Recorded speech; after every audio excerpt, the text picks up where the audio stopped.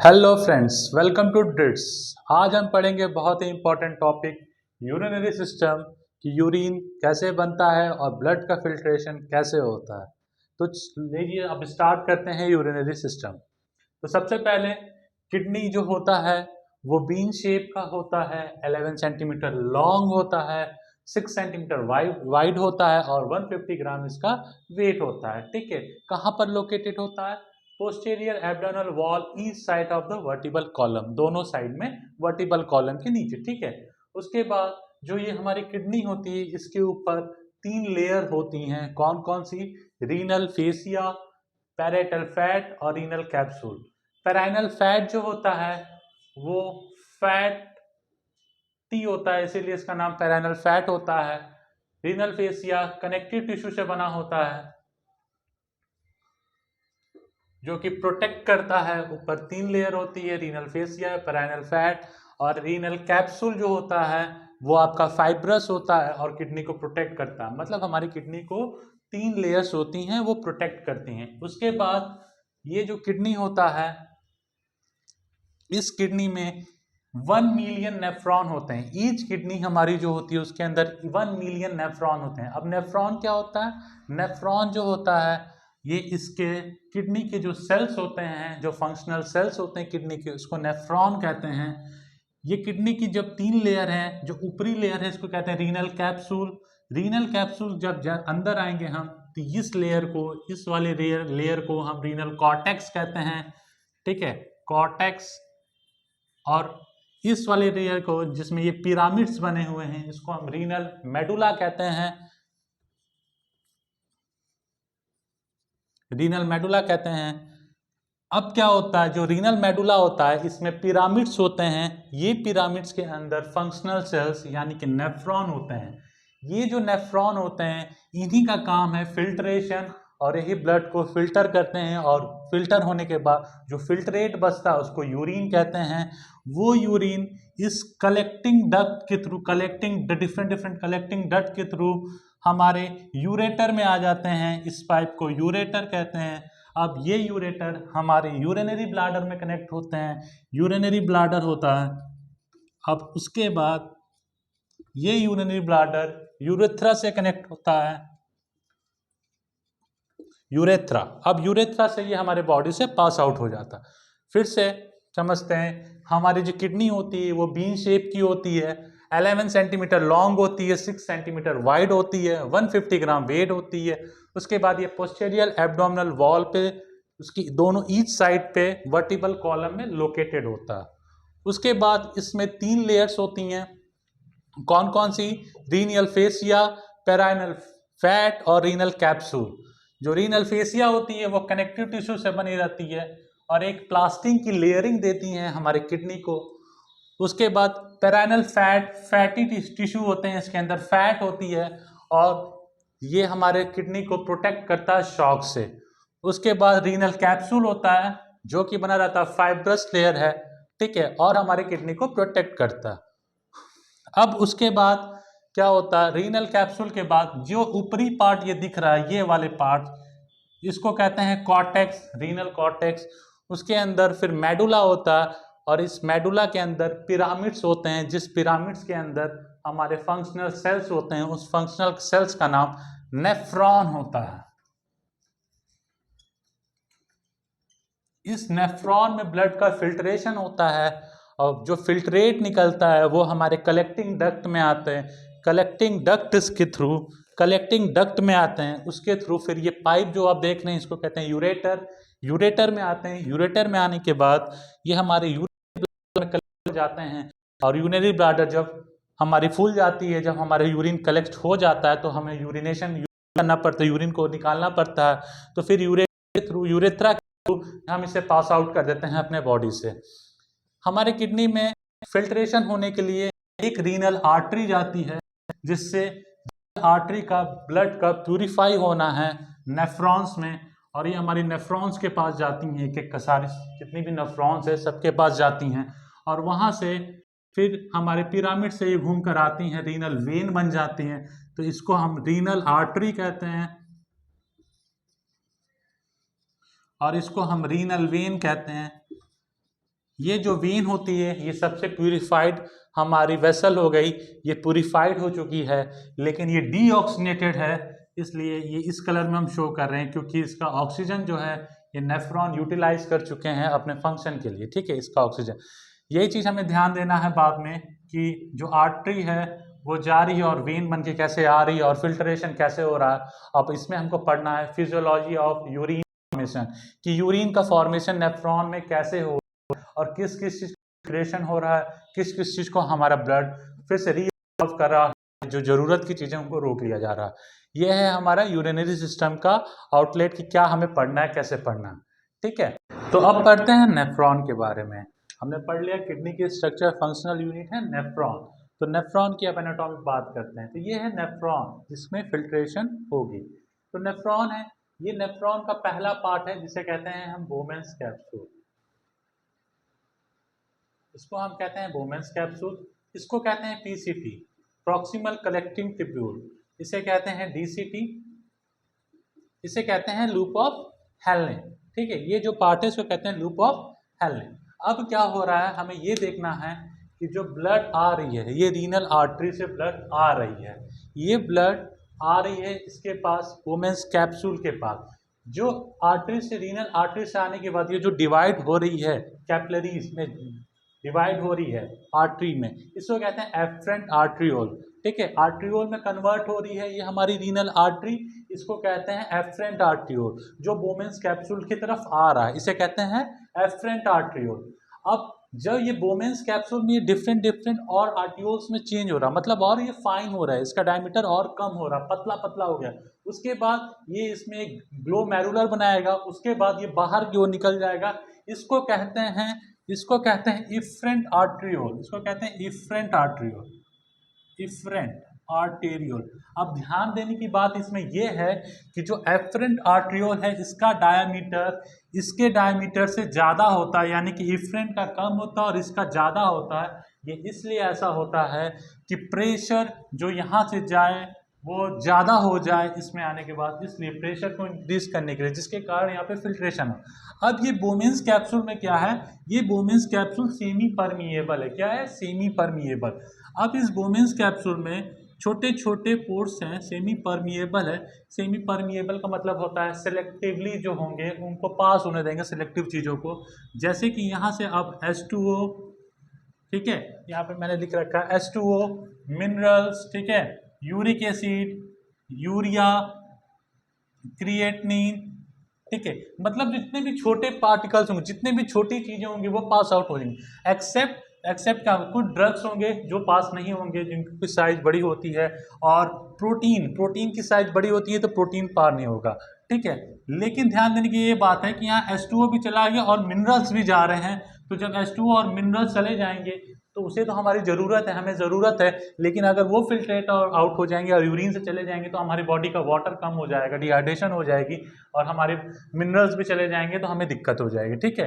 तो फिर क्या होगा, जब इसमें से ये वापस आ जाएंगे तो इसमें आ जाएंगे, फिर ये धीरे धीरे आगे बढ़ते रहेंगे। ध्यान बस इसमें ये देना है कि ये सेमी परमिएबल है और इसमें से क्या होगा, ये एफरेंट आर्ट्रियोल जो आएगा, जो रीनल आर्टरी आएगी, ये आर्ट्रियोल में चेंज हो जाएगा और डिफरेंट आर्ट्रियोल होंगे, डिफरेंट नेफ्रॉन्स के जाएगा। ये एक नेफ्रॉन की हम बात कर रहे हैं, 1 मिलियन नेफ्रॉन्स है, तो ये सबके पास जाएंगे, ब्रांचेस ऑफ आर्ट्रियोल में चेंज होंगे और सबके पास जाएंगे और ये आर्ट्रियोल इसमें ग्लोमेरुलर बनाएगा। इसको कहते हैं ग्लोमेरुलर फिल्ट्रेशन कहते हैं यहाँ पर, ठीक है। अब ये एफरेंट आर्ट्रियोल इफरेंट आर्ट्रियोल में जाएगा, इसको इफरेंट आर्ट्रियोल, और ये रीनल वेन है, ठीक है। अब इसके बारे में हम पढ़ते हैं क्या होता है। हम टॉपिक पढ़ रहे हैं फिजियोलॉजी ऑफ यूरिन फॉर्मेशन। क्या पढ़ रहे हैं, फिजियोलॉजी ऑफ यूरिन फॉर्मेशन के बारे में हम पढ़ रहे हैं। तो फिजियोलॉजी ऑफ यूरिन फॉर्मेशन जो होता है उसमें 3 प्रोसेस इन्वॉल्व होते हैं, यानी कि 3 स्टेप्स में होते हैं। पहला होता है फिल्ट्रेशन, दूसरा होता है सेलेक्टिव रीऑब्जॉर्प्शन और तीसरा होता है ट्यूबुलर सिक्रेशन। हमें पढ़ना है फिजियोलॉजी ऑफ यूरिन फॉर्मेशन जिसमें कि 3 स्टेप्स होते हैं, फिल्ट्रेशन, सेलेक्टिव रीऑब्जॉर्प्शन और ट्यूबुलर सिक्रेशन। हम एनाटॉमी जान चुके हैं कि एनाटॉमी क्या है नेफ्रॉन्स की। ऐसे 1 मिलियन नेफ्रॉन है, हम बात कर रहे हैं एक नेफ्रॉन की, और ये रीनल आर्टरी है और ये रीनल वेन है। तो फिल्ट्रेशन की बात करें, पहला स्टेप है फिल्ट्रेशन। फिल्ट्रेशन क्या होता है? Filtration take place through the semi permeable walls of glomerulus Bowman's capsule. मतलब फिल्ट्रेशन कहाँ पे होता है? फिल्ट्रेशन जो होता है वो सेमी परमिएबल जो इनकी वॉल्स हैं इस पे होता है फिल्ट्रेशन। इसका नाम है बोमेंस कैप्सूल। अब क्या होगा बोमेंस कैप्सूल पे? Water and other small molecules, जो छोटे मॉलिक्यूल्स होंगे, easily pass through it. Water, minerals, salts, amino acid और यूरिया। अब सोचने की बात इसमें यह है कि वाटर भी ज़रूरी है, मिनरल्स भी ज़रूरी है, सॉल्ट भी ज़रूरी है और अमीनो एसिड भी ज़रूरी है। जब ये हमारे बॉडी से पास आउट हो जाएंगे तो हमें इन सब की डिफिशियंसी हो जाएगी, ठीक है। लेकिन ऐसा नहीं होगा, इसके बारे में हम आगे देखते हैं। अब क्या होगा?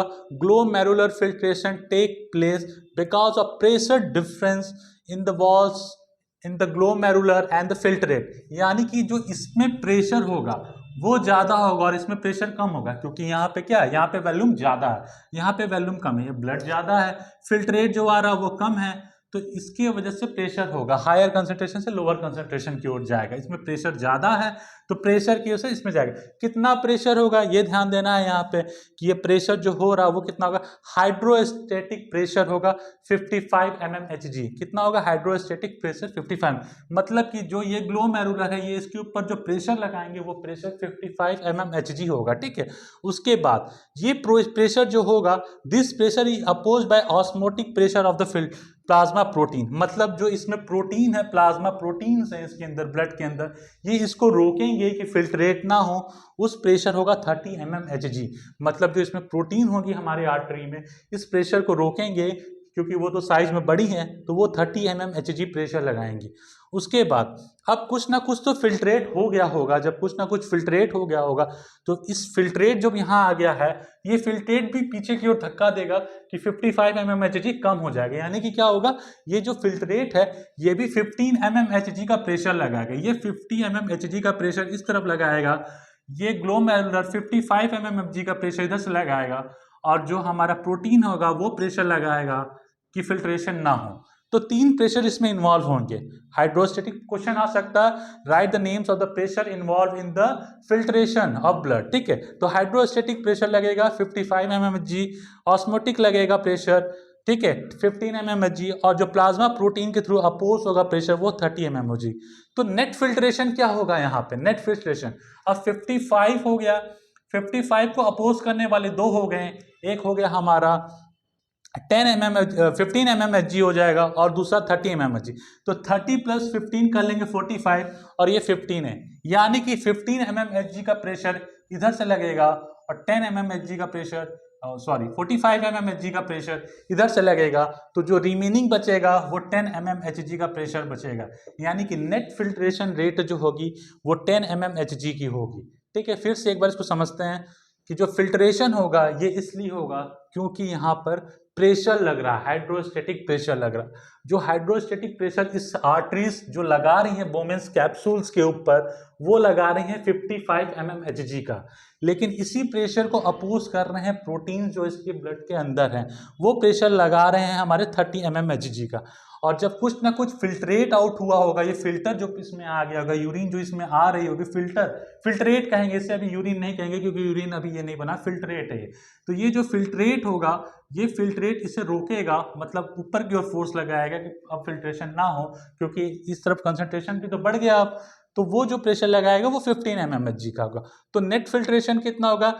55 में हम सब्ट्रैक्ट कर देंगे 15 प्लस 30 mmHg, यानी कि 55 माइनस 45, तो नेट फिल्ट्रेशन हो गया 10 mmHg। तो हम लिख सकते हैं 55 माइनस ब्रैकेट में 30 प्लस 50, यानी कि 55 माइनस 45, यानी कि 10 mmHg जो होगा वो प्रेशर होगा। अब दूसरी बात, ये जो फिल्ट्रेशन हो रहा है इस फिल्ट्रेशन रेट को कहते हैं GFR, glomerular filtration rate.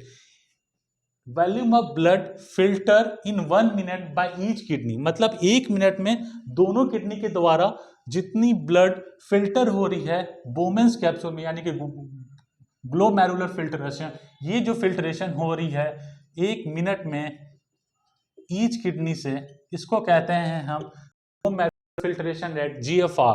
GFR कितना होता है? GFR होता है 125 ml पर मिनट, यानी कि हमारी दोनों किडनी मिलके 125 ml ब्लड को फिल्ट्रेट करती है हर मिनट, तो हर एक दिन करती है 180 लीटर, यानी कि हमारे खून को 180 लीटर्स, मतलब हमारे खून को अगर हमारे 5 लीटर खून है तो हमारे खून को 180 लीटर्स खून, मतलब बार बार हमारा फिल्टर होता जाता है, फिल्टर होता जाता है, फिल्टर। लेकिन जो यूरिन बनता है ये इससे 1% से भी कम बनता है, 1 लीटर से भी कम, 1%, इसका 1% जो है उससे भी कम यूरिन का फॉर्मेशन होता है। ये है जीएफआर, ये है नेट रेट कितना होता है। और यूरिन जो बनता है वो 1 लीटर बनता है, यानी मान लेते हैं कि 180 से कि 1% से भी कम बनता है, ठीक है। सेकेंड है सेलेक्टिव रीअब्जॉर्प्शन और ट्यूबुलर सिक्रीशन। तो अब बात करते हैं सेलेक्टिव रीअब्जॉर्प्शन की, जो कि है यूरिन फॉर्मेशन होने का थर्ड प्रोसेस, सेलेक्टिव रीअब्जॉर्प्शन, ठीक है। सेलेक्टिव नाम ही से शो कर रहा है, सेलेक्टिव मतलब जो सेलेक्टिव चीजें होंगी वो रीअब्जॉर्ब हो जाएंगी। जैसे मैंने बताया था जब फर्स्ट फिल्ट्रेशन हो रहा है, ग्लोमेरुलर फिल्ट्रेशन हो रहा है, इसमें क्या हो रहा है, कुछ इंपॉर्टेंट चीजें जो हैं वो यूरिन में नेफ्रॉन में जा रही हैं, तो उनको हमें अब्जॉर्ब करना पड़ेगा, नहीं तो डिफिशियंसी हो जाएगी, दिक्कत हो जाएगा। इसीलिए हम क्या करेंगे, उसको रीअब्जॉर्ब कर लेंगे।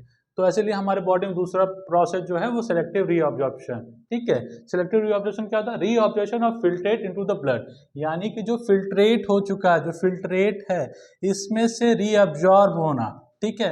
अब हम ये देख रहे हैं कि ये एफरेंट आर्ट्रियोल आ रहा है, इस एफरेंट आर्ट्रियोल से जो आर्टरीज निकली हैं, डिफरेंट डिफरेंट आर्ट्रियोल्स निकले हैं, इन आर्टरी में क्या होगा, जो फिल्ट्रेट इसमें आया था ये इसमें रीअब्जॉर्ब हो जाएगा। तो H2O आ गया था, एक्स्ट्रा मिनरल्स आ गए थे, ठीक है, और अमीनो एसिड आ गए थे, ग्लूकोज मतलब मिनरल्स में ग्लूकोज आ गए थे, ठीक है। तो इनको रीअब्जॉर्ब होना होगा ना, ये तो इंपॉर्टेंट है, तो रीअब्जॉर्ब होगा। वाटर, इलेक्ट्रोलाइट्स, न्यूट्रिएंट जैसे कि glucose, amino acid are reabsorb, मतलब कि अगर 100% फिल्ट्रेशन यहाँ से हुई थी तो बचेगी यहाँ तक आते आते 60 to 70%, 30% चीज़ें रीअब्जॉर्ब हो जाएंगे पीसीटी में, यानी कि प्रॉक्सिमल कलेक्टिंग टिब्यूल में। क्या क्या रीअब्जॉर्ब होगा, रीअब्जॉर्ब होगा वाटर का, इलेक्ट्रोलाइट्स यानी कि NaCl's का, ठीक है, और पोटेशियम का, ठीक है, बाइकार्बोनेट्स कसम का क्या होगा, अब्जॉर्प्शन हो जाएगा। और बचेगा क्या, जो बचेगा वो आगे आ जाएगा, फिर आगे आने के बाद ये लूप ऑफ हेनले में क्या होगा, फिर और इलेक्ट्रोलाइट्स का एब्जॉर्ब हो जाएगा, ठीक है। उसके बाद आगे डीसीटी में जाएगा, तो डीसीटी तक जाते जाते केवल 50 to 20% बचेगा फिल्ट्रेट, 50 to 20% में भी फिर इलेक्ट्रोलाइट्स जो होंगे वो एब्जॉर्ब हो जाएंगे, ठीक है। उसके बाद ट्यूबुलर सिक्रेशन आएगा। उससे पहले हमें ये समझना होगा कि एब्जॉर्प्शन जो ये हो रहा है इलेक्ट्रोलाइट्स का, वाटर का, ये कैसे हो रहा है। तो हमारी बॉडी से क्या होगा, डिफरेंट डिफरेंट हार्मोन्स निकलेंगे, ठीक है। वो हार्मोन डिपेंड करता है कि कितना कैल्शियम अब्जॉर्ब होगा, कितना सोडियम अब्जॉर्ब होगा, कितना क्लोराइड अब्जॉर्ब होगा, या बॉडी की नीड कितनी है, कितना वाटर अब्जॉर्ब होगा, ठीक है। और ग्लूकोज और अमीनो एसिड तो इंपॉर्टेंट है, ये अब्जॉर्ब होगा, ठीक है। सेलेक्टिव रीअब्जॉर्प्शन में क्या होगा, जैसे ही फिल्ट्रेट आएगा पीसीटी के पास, पीसीटी के पास आने के बाद यहाँ से ग्लूकोज चले जाएंगे ब्लड में, ठीक है, अमीनो एसिड्स चले जाएंगे ब्लड में, ठीक, वाटर चले जाएंगे, डिफरेंट डिफरेंट चैनल्स होंगे यहाँ पे जिनके थ्रू वो चले जाएंगे, ठीक है, सोडियम चले जाएंगे, ठीक है। अब क्या होगा, हमारे बॉडी में कुछ हार्मोन्स निकलेंगे ना किडनी में, पैराथायराइड हार्मोन्स आएंगे, एल्डोस्टेरॉन आएगा, ठीक है, एंटी डायूरेटिक हार्मोन आएगा, एंटी डायूरेटिक हार्मोन आएगा। ये हार्मोन डिपेंड करता है कि कितना ऑब्जॉर्प्शन होगा और कब होगा और कितना नहीं होगा। अब बात करते हैं फाइनल प्रोसेस की, जो कि है ट्यूबुलर सिक्रीशन, ठीक है। तो ट्यूबुलर सिक्रीशन यानी कि ट्यूब्यूल्स में सिक्रीट होना। अब क्या होगा, मैंने बताया कि पहले क्या हुआ, कुछ इंपॉर्टेंट चीज सिक्रीट हो गई ग्लोमेरुलर फिल्ट्रेशन में, यानी कि पहले फिल्ट्रेशन में, और इसमें आ गई। तो जो इंपॉर्टेंट चीज़ें थी वो एब्जॉर्ब हो गई, कहाँ से, सेलेक्टिव रीअब्जॉर्प्शन हो गया, इसमें आ गई, ब्लड्स में आ गई, ठीक है। कहाँ से आ गई, जो हमारा जो PCT, loop of Henle, DCT बचा, इससे आ गया। नेक्स्ट क्या बचता है, नेक्स्ट बचता है कुछ यहाँ पे फिल्ट्रेशन नहीं हुआ, जैसे मैंने बताया था जो लार्ज चीज़ें होंगी वो फिल्ट्रेशन नहीं होगा, तो फिर भाई उसका क्या होगा, उसका ये होगा जो फिल्ट्रेट यहाँ पे आ गया है एफरेंट से, फिर इसमें ओके ये एफरेंट में आ गया है, अब ये क्या होगा, ये आर्ट्रियोल्स में कन्वर्ट होंगे। अब क्या होगा, जो चीज़ें नहीं चाहिए तो जैसे कुछ ड्रग्स हो गए, जो जो ड्रग्स होंगे, अब उनका सिक्रीशन होगा ट्यूब्यूल्स में, ब्लड से सिक्रीशन हो जाएगा ट्यूब्यूल्स में, और वो चले जाएंगे ट्यूब्यूल्स में, और फिर वो कलेक्टिंग डक्ट में होके पास आउट हो जाएंगे, यूरिनरी ब्लैडर में चले जाएंगे और पास आउट हो जाएंगे। इतनी बात समझ में आ रही है। क्या होगा ट्यूबुलर सिक्रेशन में, secretion of drug and other waste product from into tubule from blood. Tubular secretion is important for monitoring हमारा पीएच को मेंटेन करने के लिए बहुत इंपॉर्टेंट होता है ट्यूबुलर सिक्रेशन। अब जैसे कि ब्लड में पीएच अधिक है यानी कि एसिडिक है, या हमारा पीएच बेसिक है यानी कि अल्कलाइन पीएच है, उसको कंट्रोल करने के लिए ट्यूबुलर सिक्रेशन बहुत इंपॉर्टेंट होता है। अगर एसिडिक होगा तो H+ ज़्यादा निकाल देगा तो बेसिक हो जाएगा, और जब बेसिक होगा तो H+ का एब्जॉर्ब कर लेगा और एसिडिक हो जाएगा। तो यूरिन की जो एसिडिटी और बेसिसिटी होती है उसको कंट्रोल करने के लिए भी ये फेज इंपॉर्टेंट है। एक बार इसको रिवाइज कर लेते हैं कि होता क्या है। तो हम पढ़ रहे हैं physiology of urine formation. Physiology of urine formation, urine formation होता कहाँ है? फिल्ट्रेशन कहाँ होता है? किडनी में होता है। यूरिन का जो हमारे ब्लड का फिल्ट्रेशन होता है वो किडनी में होता है। किडनी में कहाँ होता है? किडनी में नेफ्रॉन में होता है। 1 मिलियन नेफ्रॉन्स होते हैं, वो प्रेजेंट होते हैं कहाँ पे? किडनी के मेडुला में प्रेजेंट होते हैं। मेडुला में जो प्रेजेंट होते हैं उनका नाम होता है नेफ्रॉन। ठीक है, अब नेफ्रॉन में ये प्रेजेंट है मेडुला में। अब इसमें क्या होगा सॉरी, इसमें क्या होगा? फिल्ट्रेशन होगा। अब ये क्या होगा? इसमें फिल्ट्रेशन होगा, ये यहाँ पे जाएगा। ये हमारा पिरामिड है, पिरामिड में क्या होगा? फिल्ट्रेशन होगा। ये नेफ्रॉन है, तो ये नेफ्रॉन हमने बना दिया। नेफ्रॉन का ये पार्ट है बोमेंस कैप्सूल। अब एफरेंट आर्ट्रियोल्स आएंगे, रीनल आर्ट्रियोल्स आएंगी। रीनल आर्टरी से क्या होगा? ये बन जाएगा एफरेंट आर्ट्रियोल। एफरेंट मतलब ए आगे होगा, एफरेंट आर्ट्रियोल। ये एफरेंट आर्ट्रियोल ग्लोमेरुलर में कन्वर्ट होगा, उसके बाद इफरेंट आ जाएगा। अब ये जो हमारा बोमेंस होगा, फर्स्ट स्टेप होगा फिल्ट्रेशन का, ग्लोमेरुलर फिल्ट्रेशन। इसमें क्या होगा? ये बोमेंस कैप्सूल जो है ये सेमी परमिएबल है। सेमी परमिएबल में it will allow something to pass. कुछ चीजें होंगी, सेलेक्टिव चीजें होंगी जो कि पास हो जाएंगी। क्यों पास होंगी? क्योंकि इसका डायमीटर ज्यादा और इसका डायमीटर कम है, और ऊपर से इस पे प्रेशर लगने लगेगा। जो प्रेशर लगेगा वो 55 mmHg होगा, और प्रेशर लगेगा और ये यहाँ आ जाएगा। क्या क्या आएगा? H2O आएगा, यूरिया आएगा, अमीनो एसिड्स आएंगे। ठीक है, और हमारे मिनरल्स आ जाएंगे, डिफरेंट इलेक्ट्रोलाइट्स आ जाएंगे, सोडियम क्लोराइड आ जाएंगे। ठीक है, तो अब क्या होगा? 55 mmHg प्रेशर यहाँ से लगेगा, लेकिन जो फिल्ट्रेट यहाँ पे आएगा वो भी कुछ अपोज करेगा इस प्रेशर को। वो 15 mmHg प्रेशर लगाएगा, और इसमें जो ब्लड के जो हमारे प्रोटीन्स होंगे डिफरेंट वो भी इसको रोकेंगे कि ये ना हो फिल्ट्रेशन। तो वो जो प्रेशर होगा वो हमारा 35 mmHg होगा। तो टोटल अपोज करेंगे 45 mmHg, और जो प्रेशर हाइड्रोस्टेटिक लग रहा है वो 55 होगा। तो नेट पीएच होगा, जो नेट हमारा प्रेशर होगा वो 10 mmHg का होगा। ये तब हमारा बोमेंस कैप्सूल पे जो फिल्ट्रेशन होगा, फर्स्ट स्टेप फिल्ट्रेशन। अब मैंने बताया कुछ इंपॉर्टेंट चीज़ें चली गई, उस इंपॉर्टेंट चीज़ों को रोकने के लिए सेलेक्टिव रीअब्जॉर्प्शन होगा, यानी कि सेलेक्टिव चीज़ होंगी वो रीअब्जॉर्ब हो जाएंगी। जैसे कि क्या क्या अब्जॉर्ब? वाटर, इलेक्ट्रोलाइट, न्यूट्रिएंट्स, ये रीअब्जॉर्ब हो जाएंगे। पीसीटी में 60 से 70% रीअब्जॉर्ब हो जाएंगी चीज़ें। डिफरेंट चैनल होता है, उसके बाद ये अब्जॉर्प्शन डिपेंड करता है डिफरेंट हार्मोन्स पे, पैराथायराइड हार्मोन, एडीएच पे, एल्डोस्टेरोन पे। ठीक है, पीसीटी में हो जाएगा 60 से 70% बचेंगे, रिमेनिंग 30% इसमें एब्जॉर्ब हो जाएंगे। फिर बारी आएगी लूप ऑफ फैलने में, इसमें एब्जॉर्ब होगा। कहाँ से एब्जॉर्ब होगा? इसमें ब्लड में आ जाएंगे। ठीक है, ब्लड में आ जाएंगे। दूसरी चीज हमें ये क्वेश्चन पूछना है यहाँ पे कि जब यहाँ पे एफरेंट हो रहा था, यहाँ पे इफरेंट निकल रहा था, तो फिर ये वापस ऐसे क्यों आ रहा है आर्टरी? इसलिए आ रहा है कि नेफ्रॉन को भी ऑक्सीजन चाहिए, ग्लूकोज चाहिए काम करने के लिए। ये फिल्टर कर रहा है इस ऑक्सीजन को, लेकिन एब्जॉर्ब नहीं कर रहा, ले नहीं रही। इनकी जो सेल्स हैं, इनकी पूरी सेल्स को चाहिए। तो हमारी आर्टरी भूल जाती है कि हम ऑक्सीजन देना भूल गए हैं, तो चलो वापस से देने चलते हैं। जब देने जाते हैं तब दो प्रोसेस कर लेते हैं, एक सेलेक्टिव रीअब्जॉर्प्शन और ट्यूबुलर सिक्रेशन। यानी कि जब जा रहे होते हैं, जब ऑक्सीजन देने तो सोचते हैं कुछ चीज़ें ले लेते हैं जो जो इंपॉर्टेंट थी हमारे लिए, और वो इंपॉर्टेंट चीज़ों को ले लेती हैं, और जो वेस्ट होता है उसको वापस दे देती हैं। ठीक है, इसीलिए जो इनका कलर है ये ब्लू हो जाता है, रेड था, ऑक्सीजन दे दिया, अब ब्लू हो गया। अब ये जो बचा ये रीनल वेन हो गया, ये रीनल वेन टोटल फिल्टर हो चुकी है। फिल्ट्रेट मतलब ये टोटल फिल्टर हो चुकी है, और जो फिल्ट्रेट इसमें बचा था वो इसमें कलेक्टिंग डक्ट में हमारा कलेक्ट हो चुका है। ट्यूबुलर सिक्रेशन होने के बाद, यानी कि जब जो अनइम्पॉर्टेंट चीज़ें थी वो इसमें सिक्रीट हो गई, और अब बचा क्या? अब बचा केवल जो वेस्ट प्रोडक्ट था। अब जो इसमें आया वो यूरिन हो गया, और डिफरेंट कलेक्टिंग ट्यूब जो है डिफरेंट डिफरेंट कलेक्टिंग डक्ट जो है वो हर डिफरेंट डिफरेंट कलेक्टिंग डक्ट के साथ मिल जाएगा और यूरेटर में चला जाएगा, और वो फिर हमारे कहाँ चला जाएगा, यूरिनरी ब्लाडर में, ब्लाडर से कहाँ चला जाएगा, यूरेथ्रा में चला जाएगा और हमारे बॉडी से पास आउट हो जाएगा। ये है फिजियोलॉजी यूरिन फॉर्मेशन की। एक इसमें 2-3 इंपॉर्टेंट क्वेश्चन पूछ सकता है कि प्रेशर कितना होता है, नेट प्रेशर, कौन कौन से प्रेशर इन्वॉल्व होते हैं, उसके बाद जीएफआर क्या कितना होता है, एक दिन में ब्लड कितना होता है, फिर ट्यूबुलर सिक्रेशन का रोल क्या होता है, क्यों होता है ट्यूबुलर सिक्रेशन, उसके बाद एफरेंट और रिफरेंट आर्टियोल में प्रेशर कितना होता है और इनके डायमीटर की वजह से ये प्रेशर हो रहा है ये भी बताना जरूरी है। ठीक है, बोमेंस कैप्सूल से कैसे पास आउट होता है ये बताना जरूरी, किसी में परमिएबल्स होता है इसके कारण ये हो जाता है। ठीक है, ये आगे चल के हमें बहुत इंपॉर्टेंट है फ्यूचर में फार्माकोलॉजी के लिए, तो यूरिन फॉर्मेशन कैसे होता है ये बहुत जरूरी है हमें जानना। Okay, thank you. अगर कोई डाउट हो या कोई क्वेश्चन पूछना हो तो आप कमेंट सेक्शन में पूछ सकते हैं, और प्लीज़ वीडियो को लाइक करें और शेयर करें। ठीक है, थैंक यू।